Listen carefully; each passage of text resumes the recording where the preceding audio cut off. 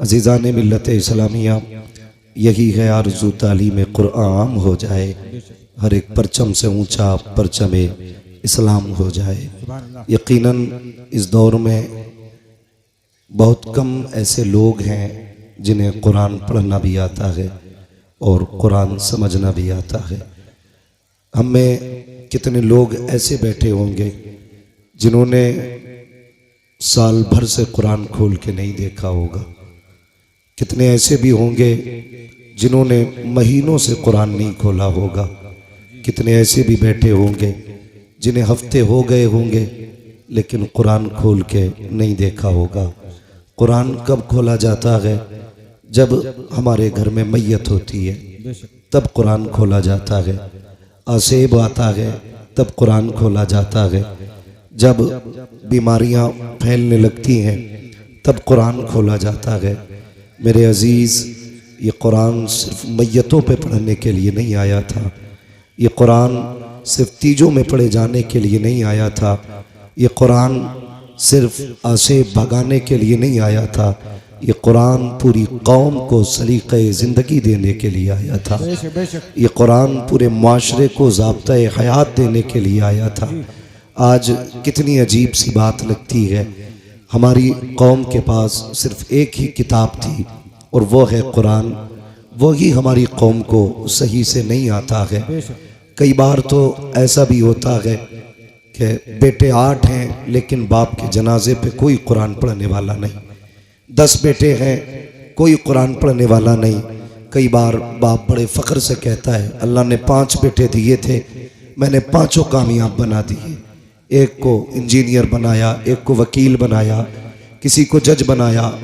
रह गई कमाई की बात तो मैंने अपनी इस 60 साला ज़िंदगी में 3 प्लाट खरीदे, 8 मकान बनाए, बड़ी कामयाब ज़िंदगी जी के जा रहा हूँ। नहीं भाई, इस धोखे में मत आना। कामयाब ज़िंदगी उसकी नहीं है जिसने बिल्डिंगें छोड़ी, अपने पीछे मकान छोड़े, अपने पीछे गाड़ियाँ छोड़ी। कामयाब ज़िंदगी वो जी के गया है जो अपने पीछे कुरान वाले छोड़ के गया है। सबसे कामयाब ज़िंदगी उसकी है जिसने अपने पीछे कुरान वाले छोड़े। नौजवानों, तकलीफ़ भी होती है, दर्द भी उठता है, लेकिन किससे कहें, कहाँ जाएं, किससे बताएं?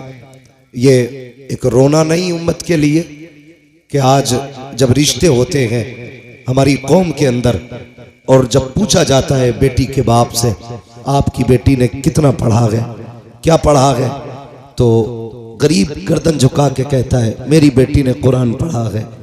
तो अमीर बड़ी आसानी से ये कह के ठुकरा देते हैं, बस कुरान पढ़ा है, बस कुरान पढ़ा है। क्या चाहते हो? का सिर्फ कुरान पढ़ाया? कितना पढ़ाना था? का MA BA नहीं कराया? यार, हम MA BA की डिग्री को कुरान से बड़ी डिग्री समझते हैं। हमें शर्म आनी चाहिए। अगर गरीब की बेटी कुरान पढ़ी लिखी है तो हम उसके अंदर 1000 ऐब निकाल के ठुकरा देते हैं। और अमीर की बेटी अगर कुरान का एक हर्फ नहीं जानती तो उसके दौलत के पर्दे में आकर के हम उसे सर का ताज बना लेते हैं।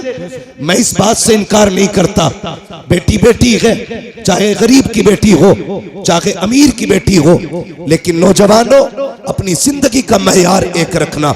याद रखना कि नींद कभी पैसे से नहीं आया करती, नींद कभी अच्छे बिस्तरों पे नहीं आया करती, नींद कभी आलीशान बिल्डिंग में नहीं आया करती।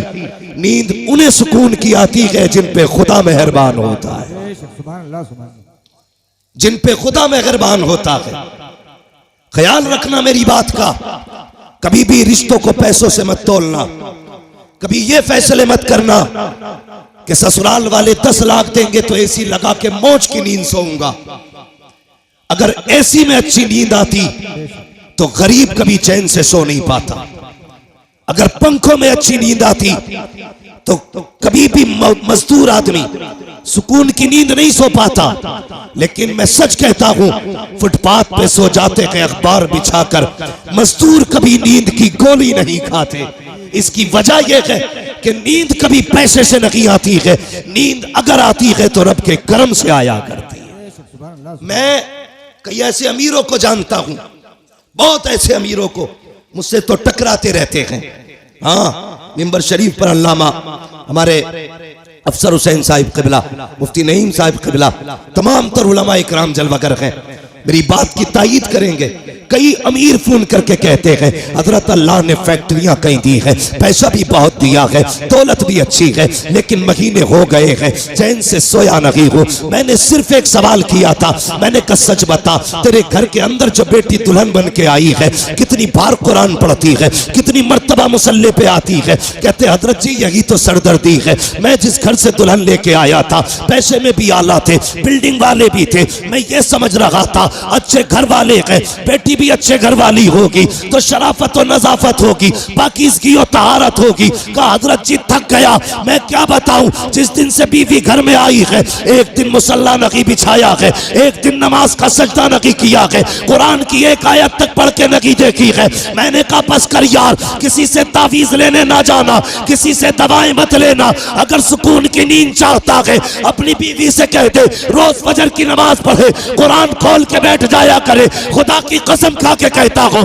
तावीज़ों के जरिए वो राहत नहीं आती है जो कुरान की तिलावत के जरिए घर में राहत आया। नारे तकबीर, नारे रिसालत, मसलक के आला हजरत फैजाने कुरान। मर गए दौलत के लालच में। और सच कहूं मुसलमानों की हकीकत ये, जिनकी जमीनें रोडों पे आ गई वो आग मूत रहे हैं। 4 दिन पहले घर के अंदर चिराग नहीं जलता था, ये औकात थी। आज रोडों पे जमीन आ गई तो गरीब का जीना हराम है।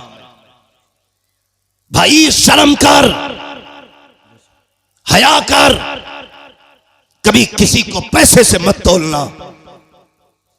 पैसे की औकात क्या है और तेरे पास है कितना? 4 बिगल ली, 50 बिगल ली। तारीख पढ़, सिकंदर आजम की कहानी पढ़, जिसकी उम्र 22 और 25 के बीच में थी, आधी दुनिया पर अपने फतह का परचम लहरा चुका था, आधी दुनिया पर। और उसको सिकंदर आजम इसलिए कहा गया, अगर जिंदगी मोहलत दे देती तो वो पूरी दुनिया पे अपनी हुकूमत का परचम लहराता। लेकिन फतह करता जा रहा था, रास्ते में सांप ने काटा, जहर फैला। उसने बुलाया अमीर को, अपने वजीर को, कहने लगा यार मेरा किसी जहरीले जानवर ने, कीड़े ने काटा है। चेक किया तबीबों ने, कहा सांप का जहर है। उसने कहा सांप का जहर इलाज करो। बड़ा घमंड था उसे अपनी पावर पे। सारे तबीब थक गए लेकिन जहर ना निकाल सके। कुछ दिन गुजरे, कहा मरने वाला है तू, बचेगा नहीं। जब इतनी बात उससे कही, उसने वजीर को बुलाया, कहा मैं इतना कम नसीब हूं कि अपने वतन में भी मौत मैसर नहीं हुई है। जाओ जितनी दौलत है ऐलान कर दो, है कोई जो सारी दौलत के बदले में चंद सांसें उधार दे दे। कहा क्या करेगा? कहा इतनी सांसें मिल जाए कि अपने वतन में जाके मर जाऊं। वजीर ने रो के कहा था बादशाह किस ख्याल में है, माना कि जमीन पे तेरा झंडा है लेकिन जिंदगी पे तेरी हुकूमत नहीं चलती है, मौत के फरमान पे तेरा साइन नहीं होता है। वो और ही पावर है जिसके फैसले से जिंदगी मिलती है, जिसके फैसले से मौत आया करती है। उसने कहा ऐलान कर दो जितनी चाहे दौलत ले लो लेकिन चंद सांसें कोई उधार दे दे। सबकी गर्दनें झुकी और सबने कहा था बादशाह मौत जो आने वाली है इसको पैसे से नहीं टाला जा सकता, कोई तेरे पैसे से तुझे चंद सांसें नहीं दे सकता। उसने जब इतना सुना कहा था अच्छा अगर ये फलसफा है तो लो, अगर इंतकाल हो जाए तो कफन के बगैर हाथ निकालना। कहा किस लिए? ताकि दुनिया को पता चल जाए। कभी दौलत पे गुरूर ना करना, अपने इकबाल पे गुरूर ना करना। मेरे खाली हाथ देखेगी दुनिया समझ जाएगी हमारी औकात क्या है। जब सिकंदर जैसा आदमी खाली हाथ आया था तो दुनिया से खाली हाथ गया। नारे तकबीर, नारे रिसालत, मसलके आला हजरत, रज़बियों की तकरीर, नबी के दुश्मनों की फूट गई तकदीर। हाँ, ये डॉक्टर साहब भी मेरे दोस्त हैं। अब मैं बताना शुरू करूंगा। मेरे भाई गौर करें, मैं सारे डॉक्टरों से दोस्ती नहीं करता हूं। कोरोना चला था, डट के पानी की सुइयां लगाई डॉक्टरों ने। कई तो ऐसे थे टेढ़े कर दिया, आज तक कूले टेढ़े है। मेरे ताल्लुकात में अल्लाह सलामत रखे उन डॉक्टरों को। ऐसे भी डॉक्टर हैं जो गरीबों का इलाज फ्री करते, नाम नहीं बताऊंगा। तो मेरे भाई, पैसा सब कुछ नहीं है, बहुत कुछ है पैसा, मगर सब कुछ नहीं है। इसे हद तक रखो, ये जेब तक रहना चाहिए, दिल तक, दिल तक, दिल तक नहीं पहुंच रहे। कहां तक रहना चाहिए? कहां तक? सिर्फ जेब तक, दिल में इसके लिए जगह नहीं। और मैं अक्सर कहता हूं, गरीब साल साल भर चिल्ला करेगा तब जाके खुदा का दोस्त बनेगा। अमीरों के लिए कितने आसान रास्ते हैं, कितने आसान रास्ते हैं। फरमाया गया सखी अल्लाह का दोस्त होता है। सिर्फ ये दौलत के दरवाजे खोल दें अल्लाह की रजा के लिए तो ये रब के दोस्त बन सकते हैं, लेकिन उसके लिए भी शर्त है। जब दौलत का दरवाजा गरीब के लिए खोलो ना, तो फिर कैमरे का दरवाजा मत खोलना।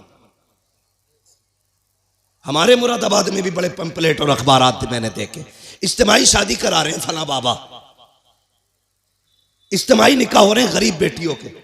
अगले दिन अखबार में दूल्हा का भी फोटो, दुल्हन का भी फोटो।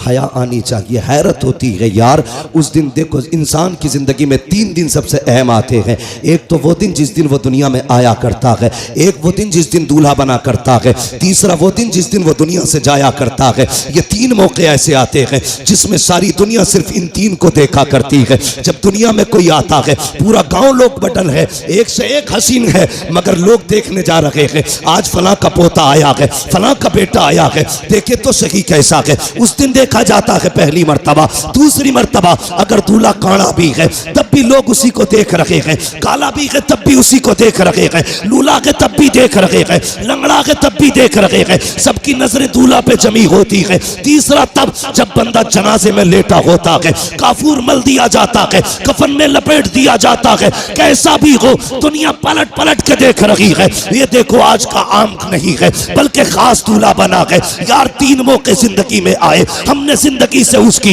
एक जिंदगी का हसीन मौका छीन लिया। जब वो दूल्हा बना हमने उस दिन उसे जलील किया। मैंने दूल्हों के फोटो देखे, जैसे ये हाफिज बैठे हैं ऐसी कुर्सियों पे दूल्हे बैठे थे, उनके फोटो लिए गए। खुदा की कसम किसी के चेहरे से नहीं लग रहा था कि ये दूल्हा बैठा है। वो दूल्हा के लिबास में जिंदा लाश बने बैठे थे, इसलिए कि जब फोटो लिए जा रहे थे एहसास हो रहा था काश हमारे पास पैसा होता, आज हम किसी के रहमो करम पे ना होते। हमारे पास दौलत होती तो यूं कुर्सियों पे जलील न किए जाते। आज हमारे पास पैसा होता तो यूं रुस्वा न किया जाता। ओ अमीरों फसीरों, ओ दौलतों वालों, तुम्हें खुदा का वास्ता किसी को दौलत की वजह से जलील मत करना, वरना जब अल्लाह जलील करता है कोई बचाने वाला नहीं आता है। खुदा की कसम अगर गरीब रोएगा 1000 आंसू पोंछ लेंगे, लेकिन जब अल्लाह रुलाएगा कोई आंसू पहुंचने वाला नहीं होगा। और तुम्हें खुदा का वास्ता अगर मदद किया करो तो किसी को जलील करके नहीं,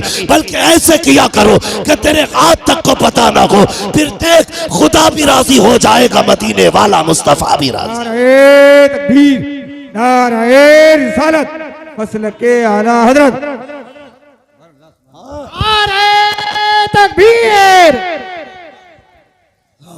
ये भी मेरा दोस्त है भाई, बड़ी देर में निकल के आया।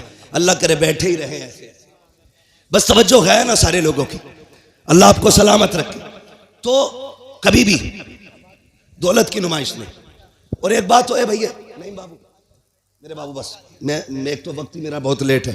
हाँ मेरी भी फ्लाइट है, दिल्ली पहुंचना, मुझे जल्दी कर लूँ मैं। जरा बात सुने, एक बात और सुन ले। कभी कभी हाँ दवाओं से वो नहीं होता जो दुआओं से हो जाता है। दुआओं से जो हो जाता है।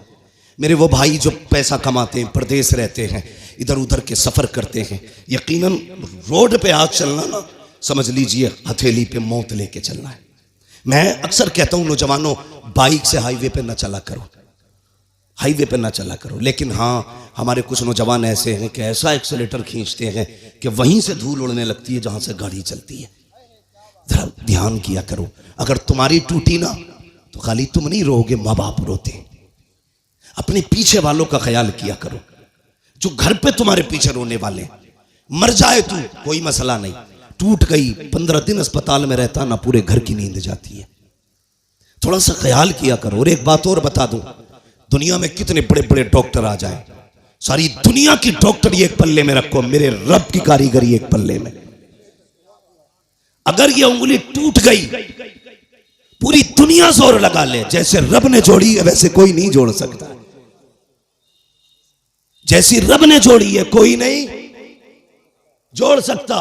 लाओ बड़े बड़े डॉक्टरों को, जैसे चाहो ऑपरेशन करा लो, लेकिन जैसी रब ने बनाई है ना वैसी बड़े अच्छे अच्छों से नहीं जुड़ती है। इसलिए नौजवानों देख के गाड़ी चलाया करो। टूटने में मिनट लगते हैं, जुड़ने में महीने लगा करते हैं। जुड़ने में महीने लग जाते हैं। और कभी कभी कुछ चीजें ऐसी हैं कि मिल नहीं पाती हैं, जैसे प्याली है टूट। अंधे से पूछिए क्या चीज है, जिनके हाथ नहीं है उनसे पूछिए हाथ क्या है। जो बैसाखियों से चलते हैं कभी उनसे पूछ के ये प्यार कौन सी नेमत है अल्लाह की। खुदा की कसम उसने जो भी दिया है ना तुझे बेकीमत अता किया है, बेकीमत। आंखें बंद करके न चला कर, रोड पे बहुत संभाल के चलना चाहिए। तो जो चलते हैं ना रोडों पे, उनसे मेरी गुजारिश ये है, जब महीने भर में जो कमाई आपकी हो ना उसका कुछ हिस्सा निकाल के यतीम और गरीबों के लिए रखा करो, निकाल के रखा करो। आपकी नजर में अगर यतीम और गरीब ना होना तो वो हिस्सा ला करके अपने मदरसे में दे दिया करो। ये मामूल बना लो। खुदा की कसम, जहां तेरी आंख नींद से बंद होगी ना वहां से गरीब की दुआ तेरी गाड़ी संभालना शुरू कर देगी। गरीब की गाड़ी वहां से संभाल लेगी। कई बार हम खुद कहते हैं यार उम्मीद नहीं थी बच के आने की, लेकिन पता नहीं कैसे बच गई। नहीं, ये तेरी कारीगरी। लोग कहते हैं मैं सोता रहा गाड़ी सीधी चलती रही। नहीं, स्टीयरिंग तूने नहीं संभाल रखा था, स्टीयरिंग किसी की दुआओं ने संभाल रखा था। इसलिए अपनी कमाई में हिस्सा रखा करो। कभी कभी दवाएं वो नहीं करती जो दुआएं कर जाती हैं।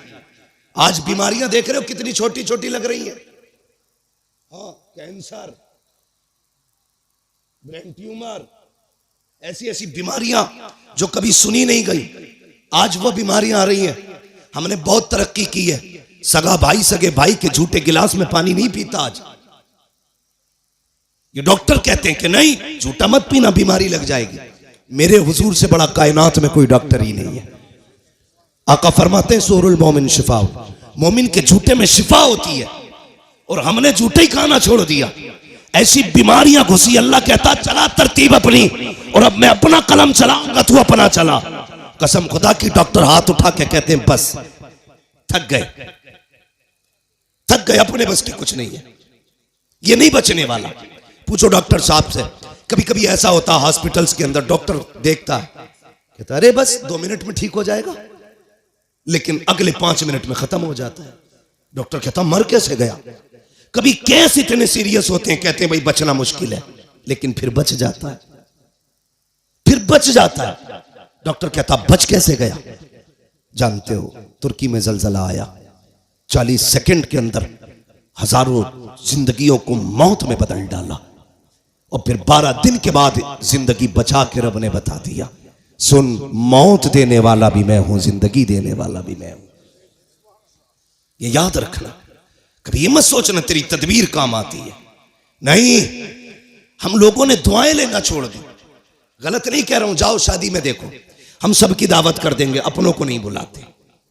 ये इतना बड़ा जुर्म करते हैं खुदा की कसम कि इसकी आग लेके बैठ जाती है, हमें लेके बैठ जाती है। कई बार बारात की बारात ही खत्म हो जाती है। हम दावतें करते हैं लेकिन अपनों की नहीं। अपनों की दुआएं भी सबसे ज्यादा अहम होती हैं।